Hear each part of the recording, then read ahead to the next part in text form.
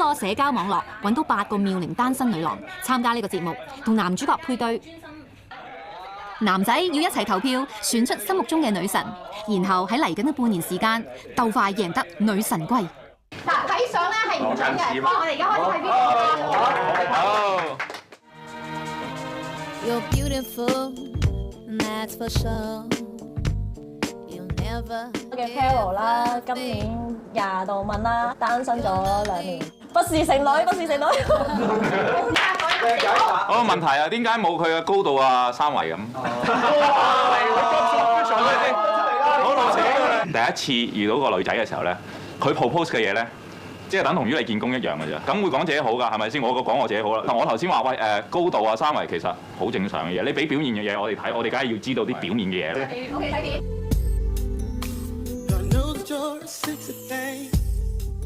你們好，我叫 Alice。雖然我是律師，會覺得我好像我很嚴肅。實際上，我除了工作之外，我真的是其實挺會玩的一個人。翻山台，我要原子筆再揮打。因為我未係一個正式嘅律師啊嘛，咁所以我如果照計嘅話，咁佢一定係我 boss 嚟㗎啦。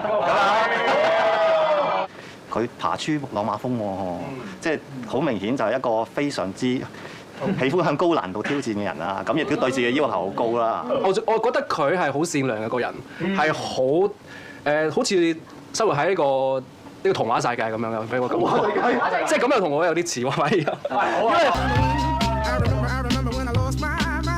Hello， 大家好，咁我係叫 Mona 啦。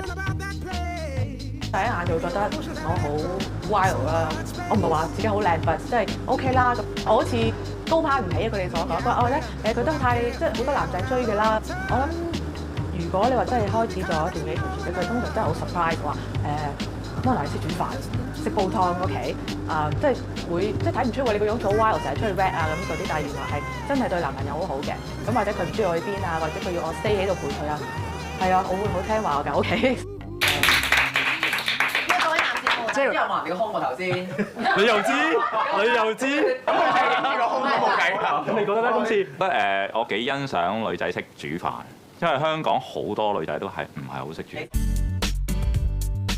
我叫 Evelyn， 我今年30歲，然後我是從台灣過來的。台灣女生就感覺依賴性比較重一點，對，然後就是會以對方為主這樣子，對，什麼事情都會想到另外一半這樣。台妹有幻想的舉手。有。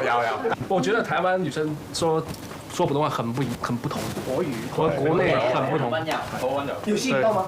絕對，任何時候聽到都覺得很舒服。我叫 Karen， 今年23歲啦。我係個咩女朋友？我會係野蠻咯。我都會係刺身，即係可能1個禮拜，我可能至少都要見你幾日啊咁樣咯。就算我哋唔見，即係可能都會有電話。我係唯一佢是非女仔就係呢類 type， 公主病。我又唔係王子，都唔係國王，所以冇興趣。唔係，但係我覺得即係我覺得阿 Sharon 啦，係好就係咩？佢好真咯，即係佢已經講到明係我係咁啊咁樣。我覺得 OK，好誠實嘅。我叫 Whitney 啦，咁我就係做呢個 online 嘅 product seller。我中意扮靚咯，好中意研究一啲關於美容嘅知識嘅。我唔中意 playboy， 係啦，一定唔得。咁中意啲踏實啲嘅、成熟啲，做咩都有計劃啲咁樣咯。我見到笑晒，雙眼發青光。即係10個男人咧，9個都會哇咁咯。